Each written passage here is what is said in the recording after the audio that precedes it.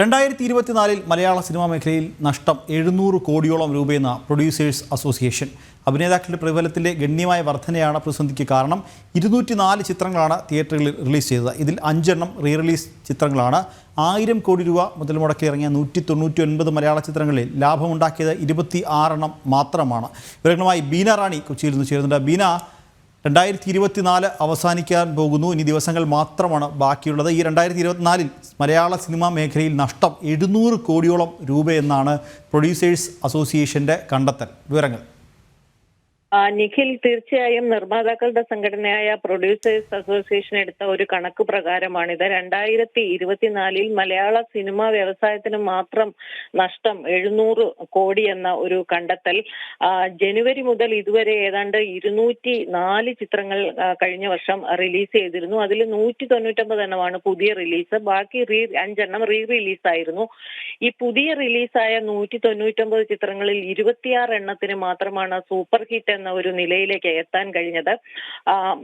ചിലതൊക്കെ hit, average hit എന്ന നിലകളിലും പ്രകടനം കാഴ്ചവെച്ചിട്ടുണ്ട്. ലാഭം നോക്കുകയാണെങ്കിൽ 300 കോടി മുതൽ 350 രൂപ വരെയാണ് അത്ര മാത്രമേ ഉണ്ടായിട്ടുള്ളൂ എന്ന് കാണുന്നു. 700 കോടിയോളം രൂപ നഷ്ടമുണ്ടാക്കി ബാക്കിയുള്ളവ തിയേറ്ററുകളിൽ ഒരു ചലനവും സൃഷ്ടിക്കാതെ കടന്നുപോയി എന്നാണ് പ്രൊഡ്യൂസേഴ്സ് അസോസിയേഷൻ കണക്ക് സഹിതം ഇപ്പോൾ ചൂണ്ടിക്കാട്ടുന്നത്.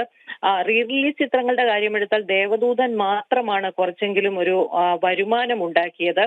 തിയേറ്റർ വരുമാനത്തിന് പുറമെ ലഭിക്കേണ്ട മറ്റ് വരുമാനങ്ങളെല്ലാം അടഞ്ഞിരിക്കുന്ന ഒരു സാഹചര്യവുമാണ് ഇപ്പോൾ. അതുകൊണ്ട് തന്നെ നിർമ്മാണ ചെലവ് കുറവ് വരുത്തേണ്ട ഒരു സാഹചര്യം ഇപ്പോൾ ഉണ്ടെന്നും ഈ നിർമ്മാതാക്കൾ ഇപ്പോൾ പറയുന്നുണ്ട്. അതുപോലെ തന്നെയാണ് മറ്റൊരു കാര്യം, നേരത്തെ മുതൽ തന്നെ പ്രൊഡ്യൂസേഴ്സ് അസോസിയേഷൻ മുമ്പോട്ട് വയ്ക്കുന്നത്, അഡ്രസ്സ് ചെയ്യേണ്ടതായ ഒരു കാര്യം പ്രധാനമായും അഭിനേതാക്കളുടെ പ്രതിഫല ഇനത്തിൽ വന്ന ഗണ്യമായ വർധനവാണ്. ഇത്തരത്തിൽ അഭിനേതാക്കൾ അവരുടെ പ്രതിഫലം വർദ്ധിപ്പിച്ചത് സിനിമ നിർമ്മാണത്തിന് ചെലവ് വർദ്ധിക്കാൻ കാരണമായി. അതനുസരിച്ച് വരുമാനം സിനിമയിൽ നിന്ന് ലഭിക്കാത്ത ഒരു സാഹചര്യം വന്നപ്പോൾ ഈ പ്രതിസന്ധി വളരെ രൂക്ഷമായി തുടരുന്ന ഒരു സാഹചര്യം കഴിഞ്ഞ വർഷം ഉണ്ടായിരുന്നു.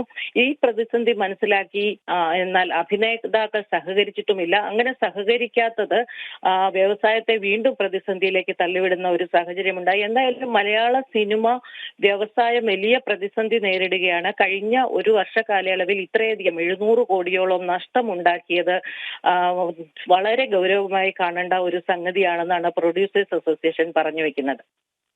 ശരി ബീന, 2024 മലയാള സിനിമാ മേഖലയിൽ നഷ്ടം 700 കോടിയോളം രൂപയെന്ന് പ്രൊഡ്യൂസേഴ്സ് അസോസിയേഷൻ വ്യക്തമാക്കിയിരിക്കുന്നു. അഭിനേതാക്കളുടെ പ്രതിഫലത്തിലെ ഗണ്യമായ വർധനയാണ് പ്രതിസന്ധിക്ക് കാരണം. 204 ചിത്രങ്ങളാണ് തിയേറ്ററുകളിൽ റിലീസ് ചെയ്തത്. ഇതിൽ 5 എണ്ണം റിലീസ് ചിത്രങ്ങളുമാണ്. 1000 കോടി രൂപ മുതൽ മുടക്കിൽ ഇറങ്ങിയ 199 മലയാള ചിത്രങ്ങളിൽ ലാഭമുണ്ടാക്കിയത് വെറും 26 എണ്ണം മാത്രമാണ്. വിവരങ്ങൾ നൽകുകയായിരുന്നു കൊച്ചിയിൽ നിന്ന് ബീന റാണി.